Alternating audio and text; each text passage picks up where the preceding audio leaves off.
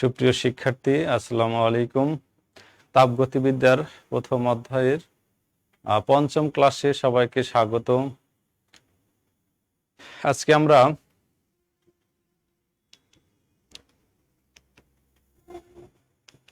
ধারাবাহিকতায় রেফ্রিজারেটর নিয়ে আলোচনা করব।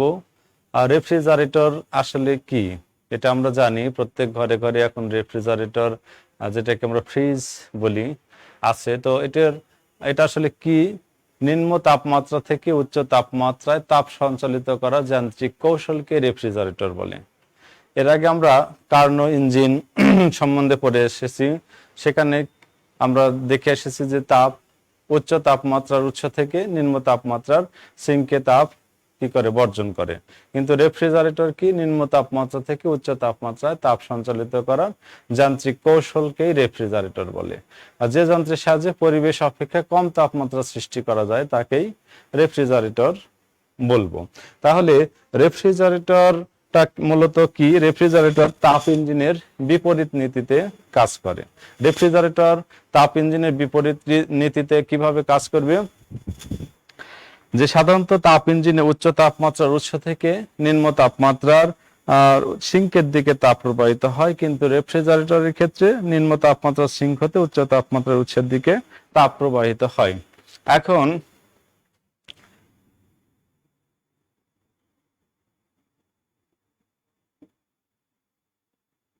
তাপ ইঞ্জিন, রেফ্রিজারেটর, তাপ ইঞ্জিন এবং রেফ্রিজারেটরের মধ্যে মূল পার্থক্য কোথায়? তাপ ইঞ্জিনের ক্ষেত্রে উচ্চ তাপমাত্রার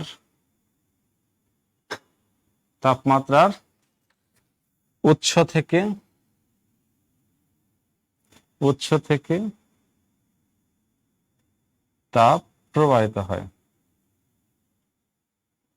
অর্থাৎ তাপ উৎসটা উচ্চ তাপমাত্রা বা তাপ গ্রহণ করে, লিখি আমরা তাহলে তাপ গ্রহণ করে। আর রেফ্রিজারেটরের ক্ষেত্রে নিম্ন তাপমাত্রার তাপ উৎস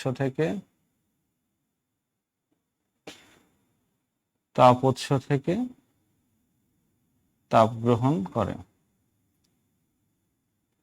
তাহলে আবার কি? নিম্ন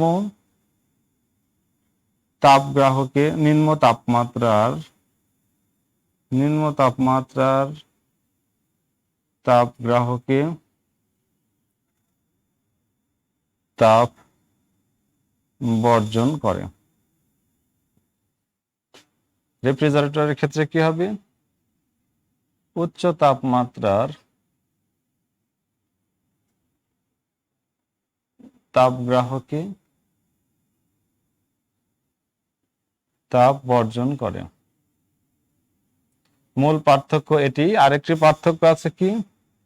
সিস্টেম দ্বারা, তাপ ইঞ্জিনের ক্ষেত্রে সিস্টেম দ্বারা কাজ সম্পাদিত হয়, অর্থাৎ কার্যকৃত কাজ সিস্টেম দ্বারা সম্পাদিত হয়। আর রেফ্রিজারেটরের ক্ষেত্রে সিস্টেম দ্বারাই, কিন্তু কার্যনির্বাহী বস্তুর উপর, অর্থাৎ সিস্টেমের উপর, আমরা বলতে পারি রেফ্রিজারেটরে সিস্টেমের উপর কাজ সম্পাদিত হয়। সিস্টেম দ্বারা কার্যনির্বাহী বস্তুর উপর কাজ সম্পাদিত হয়। তাহলে তাপ ইঞ্জিন এবং রেফ্রিজারেটরের মধ্যে মূল পার্থক্য যেটা আমাদের অবশ্যই স্মরণ রাখতে হবে, যে তাপ ইঞ্জিনে উচ্চ তাপমাত্রার উৎস থেকে তাপ নিম্ন তাপমাত্রা সিঙ্কের দিকে প্রবাহিত হয়, কিন্তু রেফ্রিজারেটর নিম্ন তাপ উৎস থেকে উচ্চ তাপ গ্রাহকে তাপ বর্জন করবে। এবং তাপ ইঞ্জিনের ক্ষেত্রে সিস্টেম দ্বারা কাজ সম্পাদিত হলেও রেফ্রিজারেটরের সিস্টেম দ্বারা কার্যনির্বাহী বস্তুর উপর কাজ সম্পাদিত হয়। এই পার্থক্যটুকু আমাদের অবশ্যই স্মরণ রাখতে হবে।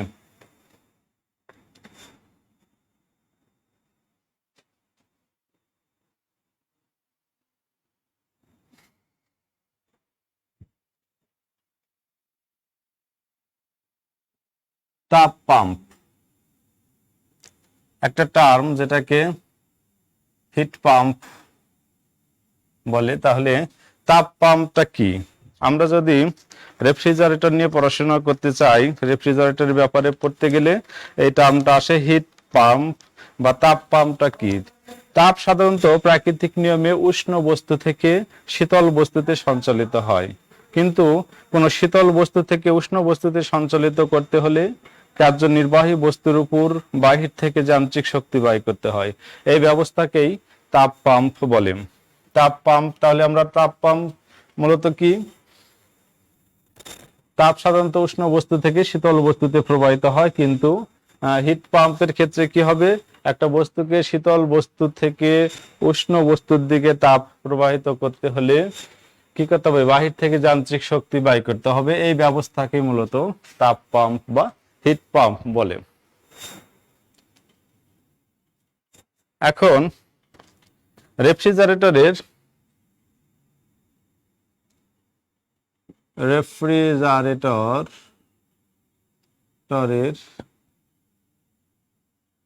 মূল চারটি অংশ, সেগুলো কি? রেফ্রিজারেটরের মূল চারটি অংশ, সেগুলো কি?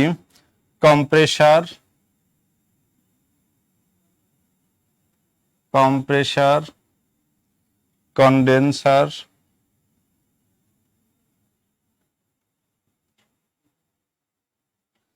প্রসারক, ভালভ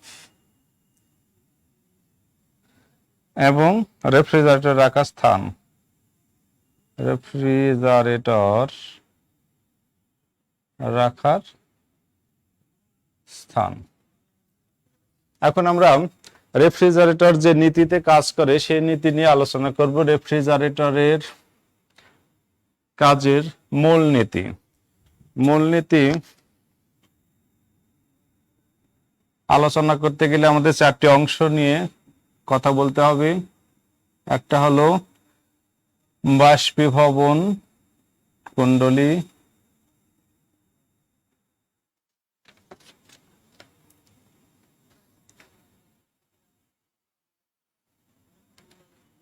সম্প্রসারক ভালভ,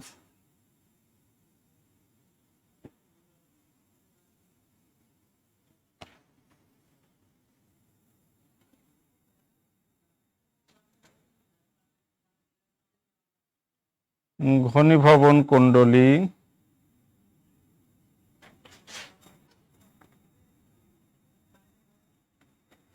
এবং সংকোচন ভালভ।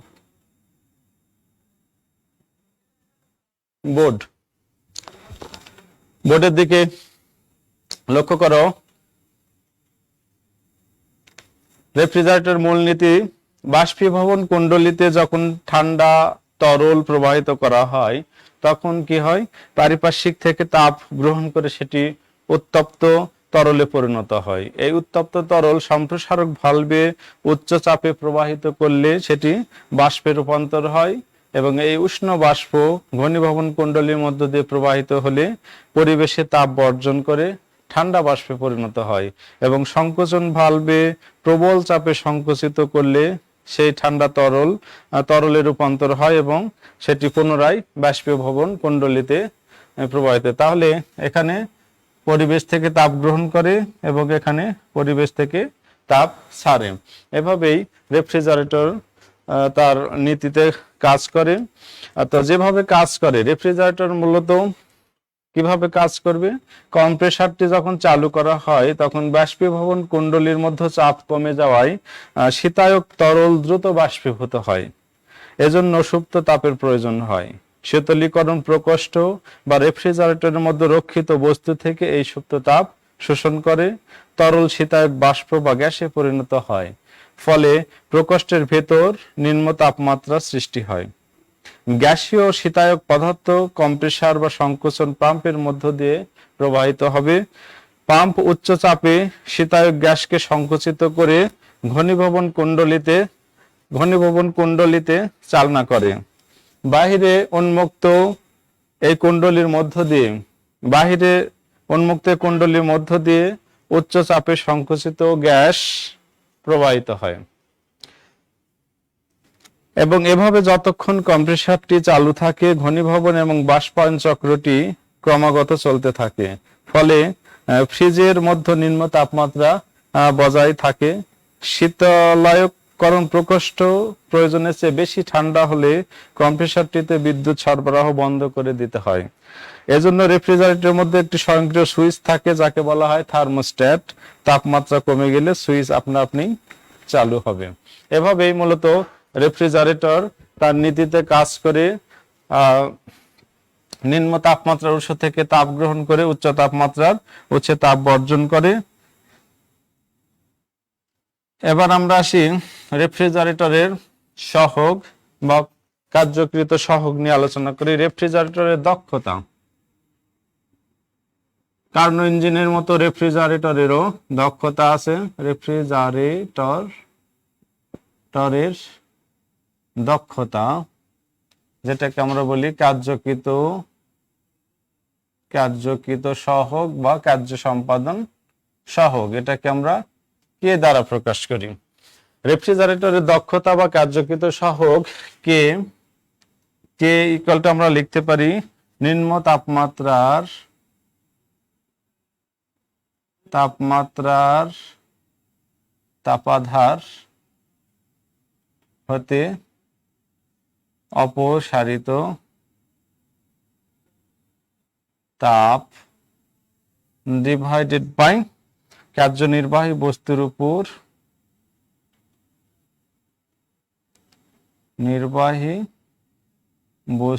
উপর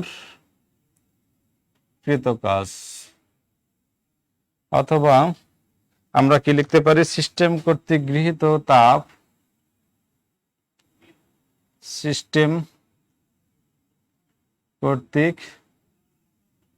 গৃহীত তাপ ডিভাইডেড বাই সিস্টেমের উপর বা সিস্টেম দ্বারা কার্যনির্বাহী বস্তুর উপর কৃত কাজ। ম্যাথমেটিক্যালি এটা প্রমাণের জন্য আমরা একটা রাশিমালা প্রতিপাদন করতে পারি। এখানে গৃহীত তাপকে যদি আমরা Q2 দ্বারা প্রকাশ করি এবং সিস্টেমের উপর কৃত কাজকে যদি W দ্বারা প্রকাশ করি, যেখানে W = কত? যদি বর্জিত তাপ এবং গৃহীত তাপ Q1 Q2 হয় তাহলে আমরা এটা লিখতে পারি, অর্থাৎ Q2 divided by Q1 minus Q2। অর্থাৎ কার্যকৃত সহগ K = Q2 divided by Q1 minus Q2, আর আমরা লিখতে পারি T2 divided by T1 minus T2।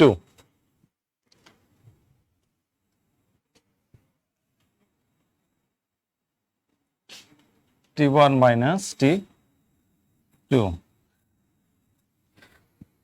Refrigerator এর পর আমাদের আলোচনার বিষয় এন্ট্রপি। আমরা এবার এন্ট্রপি নিয়ে আলোচনা করব। তার আগে একটি প্রশ্ন, রেফ্রিজারেটর তাপ ইঞ্জিনের বিপরীত যন্ত্র। ইতিমধ্যে আমরা এই কথাটি বলে এসেছি। রেফ্রিজারেটর কিভাবে তাপ ইঞ্জিনের বিপরীত যন্ত্র হয় সেটা রেফ্রিজারেটর এবং তাপ ইঞ্জিনের পার্থক্য থেকে আমরা বুঝতে পারি যে তাপ ইঞ্জিনে মূলত তাপমাত্রা উচ্চ তাপমাত্রার তাপ উৎস থেকে নিম্ন তাপমাত্রার সিঙ্কের দিকে তাপ প্রবাহিত হলেও রেফ্রিজারেটরে নিম্ন তাপমাত্রা তাপ উৎস থেকে উচ্চ তাপমাত্রার তাপাধারের দিকে ধাবিত হয় বা তাপাধারে তাপ বর্জিত হয়। এই কারণে আমরা বলতে পারি যে রেফ্রিজারেটর তাপ ইঞ্জিনের একটি বিপরীত প্রক্রিয়া। এবার আসি এন্ট্রপি। এন্ট্রপি কি? কোন সিস্টেমের শক্তি রূপান্তরের অক্ষমতা বা অসম্ভাব্যতা বা রূপান্তরের জন্য শক্তির অপ্রাপ্যতাকেই এন্ট্রপি বলে। কোন সিস্টেমের শক্তি রূপান্তরের অক্ষমতা, অসম্ভাব্যতা বা রূপান্তরের জন্য শক্তির অপ্রাপ্যতাকেই এন্ট্রপি বলে। আবার অন্যভাবে বললে রুদ্ধতাপীয় প্রক্রিয়ায় বস্তুর যে তাপীয় ধর্ম স্থির থাকে তাকেই মূলত এন্ট্রপি বলা হয়। যদি ধরি কোন সিস্টেমটি টি ধ্রুব তাপমাত্রায়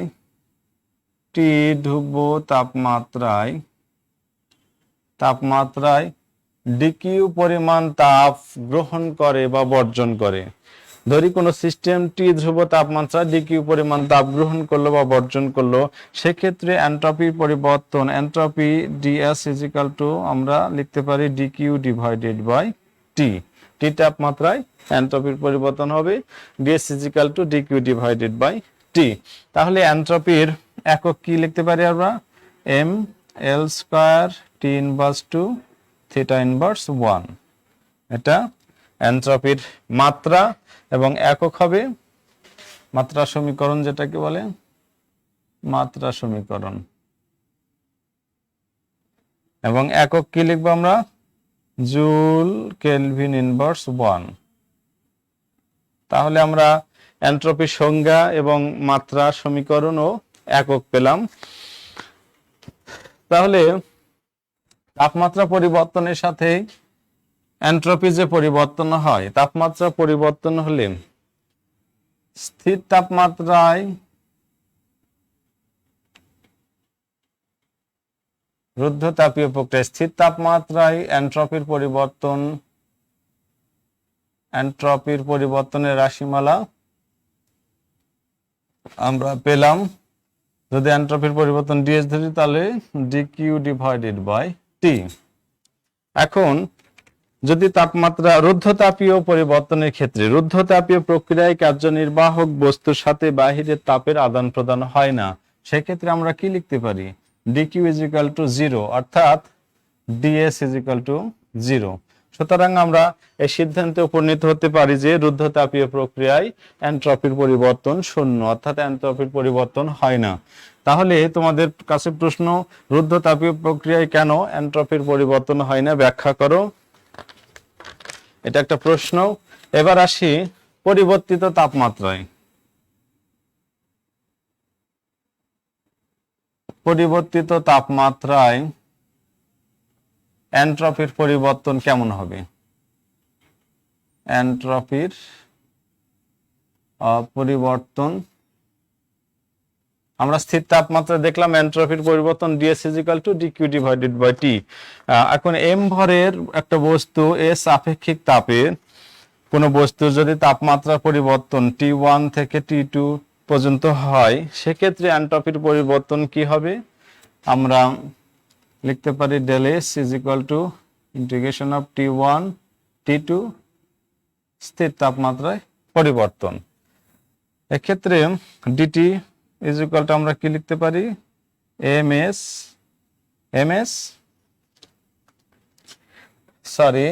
ডিকিউ। ডিকিউ সমান আমরা কি লিখতে পারি? Ms dt. তাহলে T1 divided by T2 ms dt divided by t. আর এটাকে আমরা কি লিখবো?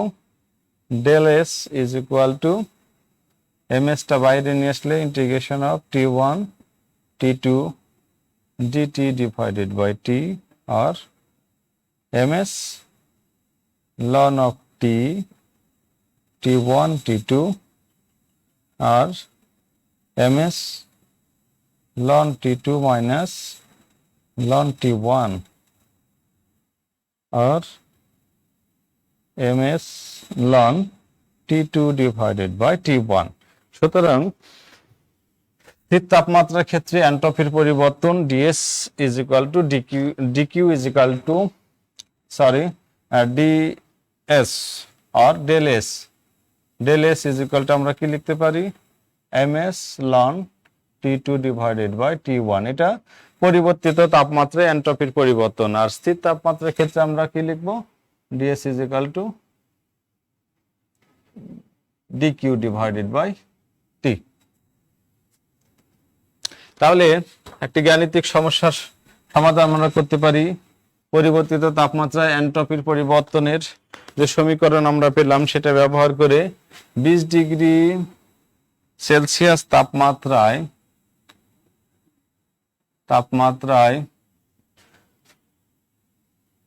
20 গ্রাম পানিকে 100 ডিগ্রি সেলসিয়াস তাপমাত্রার বাষ্পে পরিণত করতে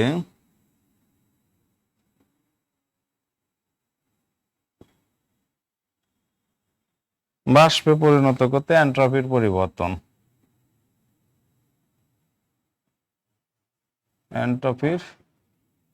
পরিবর্তন নির্ণয় করো। এটা তোমরা পরিবর্তিত তাপমাত্রা এন্ট্রপির পরিবর্তনের রাশিমালা ব্যবহার করে করো এবং কমেন্টস বক্সে উত্তরটা লিখে ফেলো।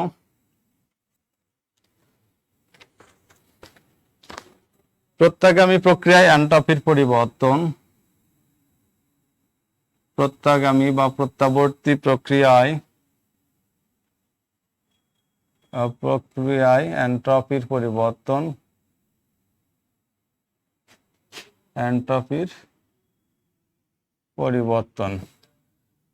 তোমরা লক্ষ্য করো, এক্স অক্ষ বরাবর আয়তন ভি এবং ওয়াই অক্ষ বরাবর চাপ পি নিলে আমরা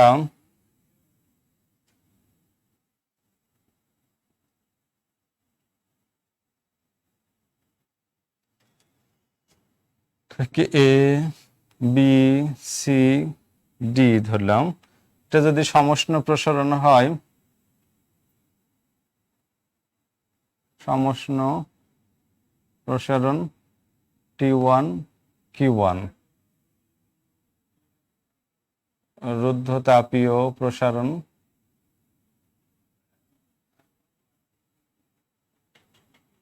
সমষ্ণ সংকোচন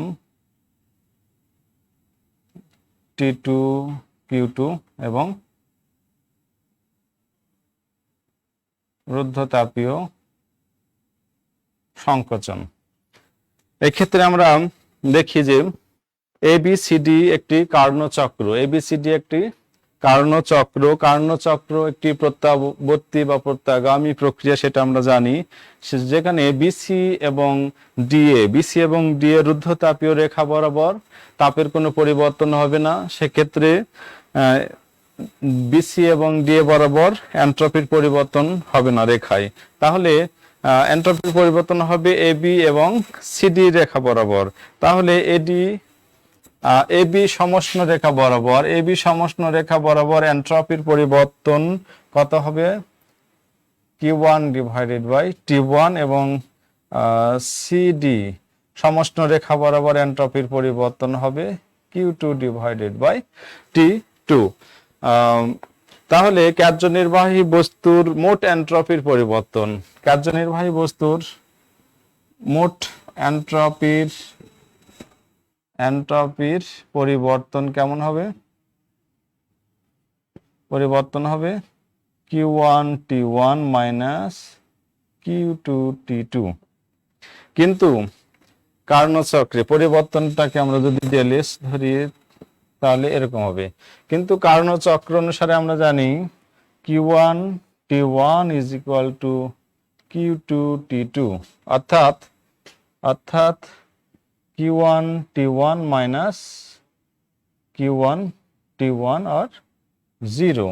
অর্থাৎ প্রত্যাগামী বা প্রত্যাবর্তী প্রক্রিয়ায় এন্ট্রপির পরিবর্তন কত?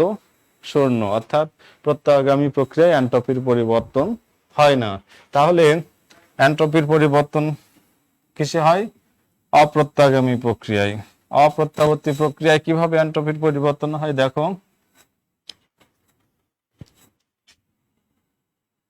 অপ্রত্যাবর্তী প্রক্রিয়ায় এন্ট্রপির পরিবর্তন, তাহলে ধরা যাক কোনো অপ্রত্যাবর্তী ইঞ্জিন উৎস থেকে T1 তাপমাত্রায় Q1 তাপ গ্রহণ করে এবং T2 তাপমাত্রায় Q2 তাপ বর্জন করে। তাহলে অপ্রত্যাবর্তী ইঞ্জিন যদি T1 তাপমাত্রায় Q1 তাপ গ্রহণ করে এবং T2 তাপমাত্রায় Q2 তাপ বর্জন করে, যেখানে T1 is greater than T2, আমরা জানি তাপমাত্রার পার্থক্য যেখানে থাকবে সেখানে অপ্রত্যাগামী প্রক্রিয়া তাপের বিকিরণ ঘটবে, বিকিরণ পরিচালন। এক্ষেত্রে অপ্রত্যাগামী প্রক্রিয়ার ক্ষেত্রে কর্মদক্ষতাকে আমরা ইটা প্রাইম যদি ধরি তাহলে কি লিখতে পারি 1 divided by Q2 Q1 into 100%। তাপমাত্রার একই সীমা T1 T2 এই সীমার মধ্যে যদি প্রত্যাবর্তী চক্রের কর্মদক্ষতা কত, eta is equal to 1 minus T2 divided by T1 into 100%। কিন্তু কার্নো চক্র অনুসারে আমরা জানি প্রত্যাবর্তী ইঞ্জিন অধিক দক্ষ, প্রত্যাবর্তী ইঞ্জিনটা অধিক দক্ষ হবে, অর্থাৎ ইটা is greater than eta prime or 1 minus T2 divided by T1 into 100% is greater than 1 minus Q2 divided by Q1 into 100%, or 1 minus T2 divided by T1 is greater than 1 minus Q2 divided by Q1, or minus T1 is greater than minus Q2 Q1, or Q2 Q1 is greater than T2 T1, or Q2 T2 is greater than Q1 T1, অথবা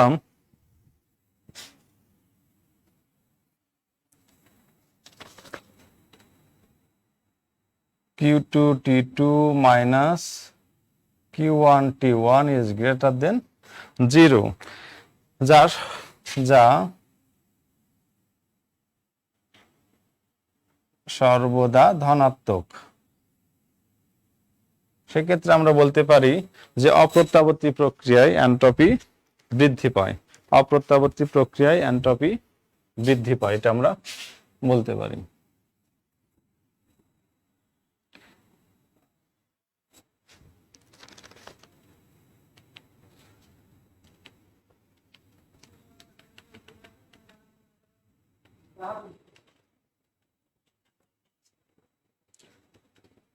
তাহলে মহাবিশ্বের এন্ট্রপির পরিমাণ ক্রমান্বয়ে চরম মানের দিকে যাচ্ছে। মহাবিশ্বের এন্ট্রপির মান ক্রমান্বয়ে চরম মানের দিকে যাচ্ছে।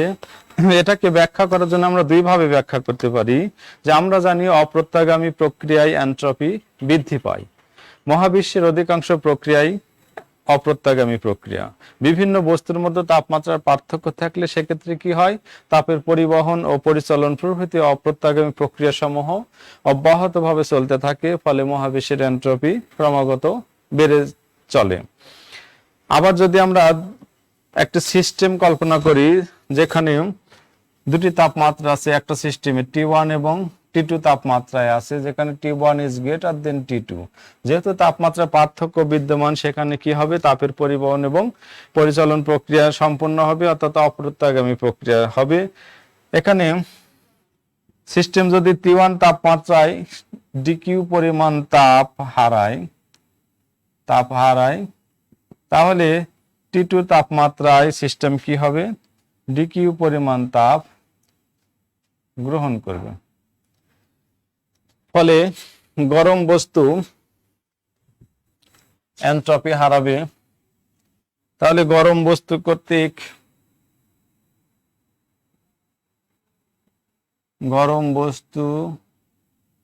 কর্তৃক হারানো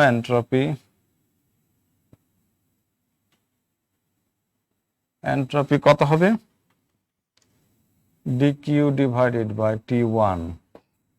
আর শীতল বস্তু কর্তৃক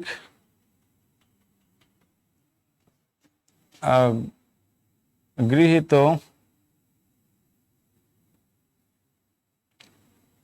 entropy dQ divided by T2।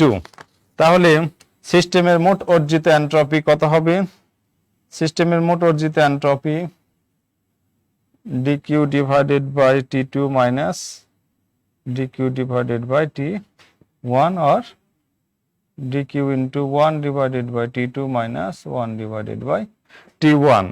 যেহেতু T1 is greater than T2, সুতরাং এটি একটি ধনাত্মক, ডিএস শব্দটা ধনাত্মক হবে, অর্থাৎ পরিবহন বা বিকিরণ প্রক্রিয়ায় এন্ট্রপি বৃদ্ধি পাবে বা মহাবিশ্বের এন্ট্রপি ক্রমাগত বেড়ে চলেছে, এটা আমরা বলতে পারি।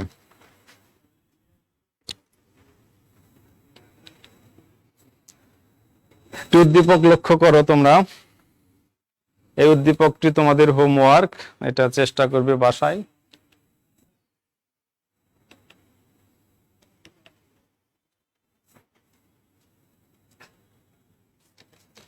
উদ্দীপকের নাম্বার দেওয়া আছে 6, কিন্তু এটা আমাদের আজকের লেকচারের 1 নম্বর উদ্দীপক। উদ্দীপকে দেখো একটি কার্নো চক্র দেওয়া আছে, যেখানে সমষ্ণ পরিবর্তনের ক্ষেত্রে তাপমাত্রা এবং গৃহীত তাপ বর্জিত তাপের মান দেওয়া আছে। প্রশ্ন, চক্রটিতে বর্জিত তাপ কত? তাহলে কি কি মান দেওয়া আছে? দেওয়া আছে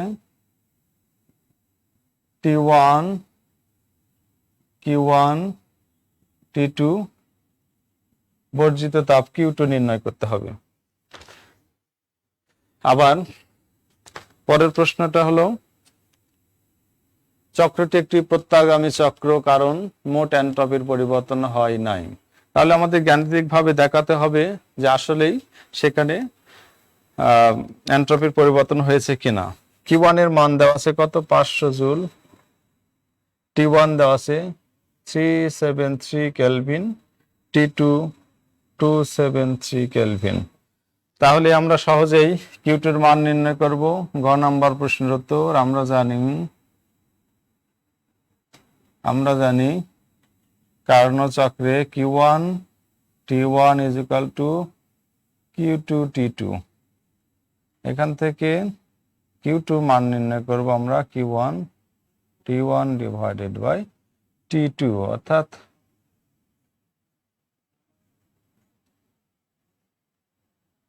সহজে আমরা এটা নির্ণয় করতে পারি প্রায় C366 কেলভিন, এটা আনসার। এখন ঘ নাম্বার প্রশ্নের সমাধানে যদি আমরা যাই, গ নাম্বার প্রশ্নে কি বলেছে যে চক্রটি একটি প্রত্যাগামী চক্র কারণ মোট এন্ট্রপির পরিবর্তন হয় নাই। তাহলে আমাদের এন্ট্রপির পরিবর্তন নির্ণয় করতে হবে। এখানে আগেই বলা ভালো, আমরা কার্নো চক্রে দেখি রুদ্ধতাপীয় পরিবর্তনের ক্ষেত্রে এন্ট্রপির মান 0, অর্থাৎ বিসি এবং ডিএ রেখায় এন্ট্রপির কোনো পরিবর্তন হবে না, সেটা আমাদের দেখাতে হবে না। আমরা শুধু দেখাবো যে এবি রেখায় এন্ট্রপির পরিবর্তন, এবি সমষ্ণ রেখায়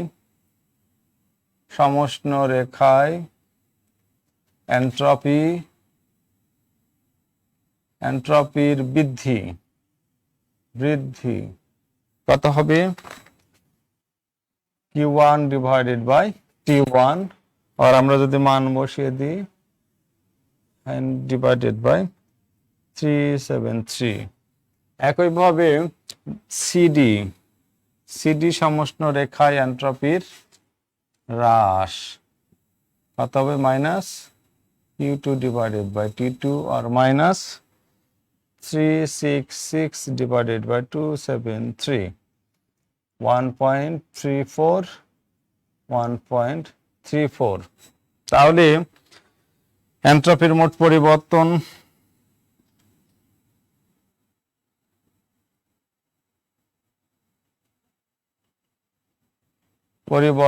del S is equal to কত? আমরা সরাসরি লিখে দিই 1.34 মাইনাস 1.34, অর্থাৎ 0। তাহলে এন্ট্রপির পরিবর্তন হয় নাই, সেটা আমরা গাণিতিকভাবে, অর্থাৎ চক্রটিতে একটি প্রত্যাগামী চক্র, এখানে এন্ট্রপির কোনো পরিবর্তন হয়নি, সেটা আমরা বলতে পারি।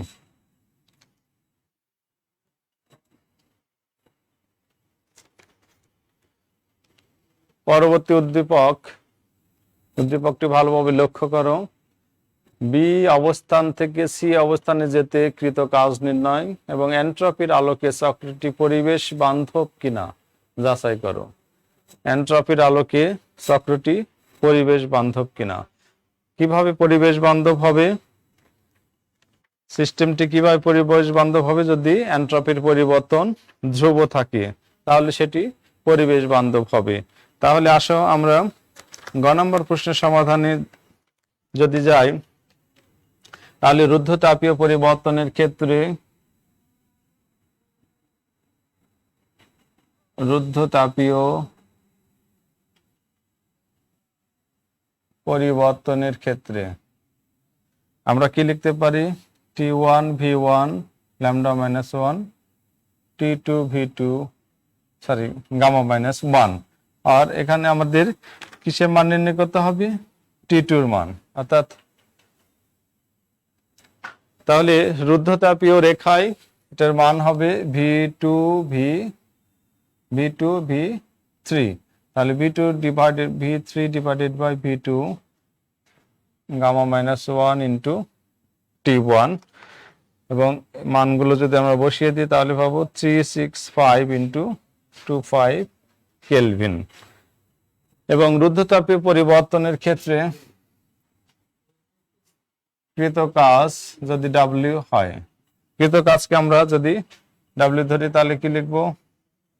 NR divided by gamma minus 1 T1 minus T2। সেক্ষেত্রে মানগুলো বসিয়ে দিলে আমরা পাবো 1.53 জুল।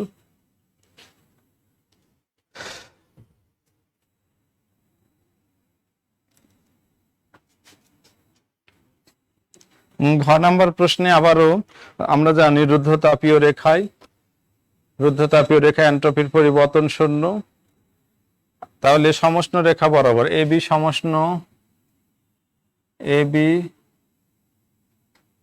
সমষ্ণ পরিবর্তনে কৃত কাজ কি হবে? পরিবর্তনে কৃত কাজকে আমরা যদি W2 ধরি তাহলে কি হবে? NR ln V2 divided by V1। এবং তাহলে এবি রেখায় এন্ট্রপির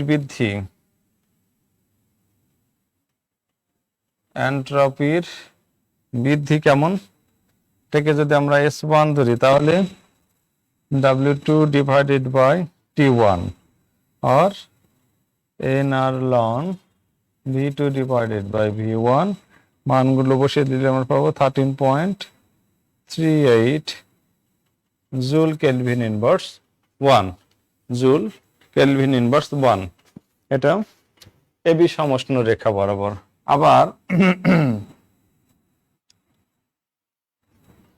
আবার সিডি সমষ্ণ পরিবর্তনে কৃত কাজকে আমরা যদি W3 ধরি তাহলে NR ln কি লিখবো আমরা? V3 divided by V4। এবং সিডি সমষ্ণ পরিবর্তনে এন্ট্রপি হ্রাস বা পরিবর্তন কত হবে? V3 divided by T1 R NR ln V3 divided by V4। এটার মান বসালে আমরা পাবো 13 হ্রাসের ক্ষেত্রে আমরা মাইনাস ব্যবহার করতে পারি 13 কত হবে? 38 জুল কেলভিন ইনভার্স 1। তাহলে দেখা যায় যে এন্ট্রপির মোট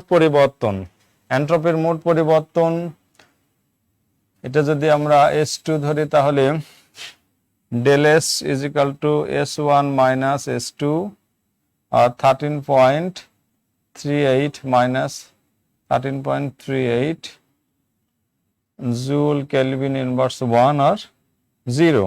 অর্থাৎ এন্ট্রপির পরিবর্তন ধ্রুব থাকে বা উভয় ক্ষেত্রে এন্ট্রপির পরিবর্তন সমান। সুতরাং সিস্টেমটি পরিবেশ বান্ধব হবে, এটা আমরা বলতে পারি। আরেকটি উদ্দীপক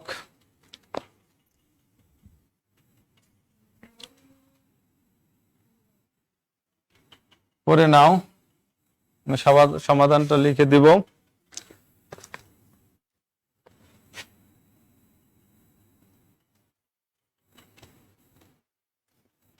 প্রক্রিয়াটি এন্ট্রপির পরিবর্তন নির্ণয় করে। এন্ট্রপির পরিবর্তনকে আমরা এন্ট্রপির পরিবর্তন ds is equal to h divided by t, আর আমরা কি লিখতে পারি, nr ln vd divided by vc।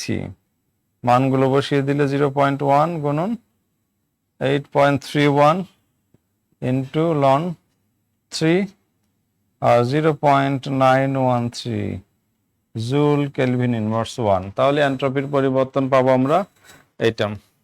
আর 2 নম্বর প্রশ্নে সিস্টেমের আয়তনের পরিবর্তন ঘটলে অভ্যন্তরীণ শক্তির পরিবর্তন ঘটেনি, উক্তিটির মূল্যায়ন করো। আয়তনের পরিবর্তন ঘটেছে কিন্তু অভ্যন্তরীণ শক্তির পরিবর্তন ঘটেনি, সেটা আমরা কিভাবে দেখাতে পারবো? দেখো ঘ নম্বর প্রশ্নে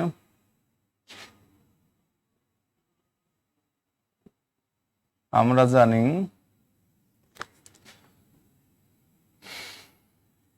TC is equal to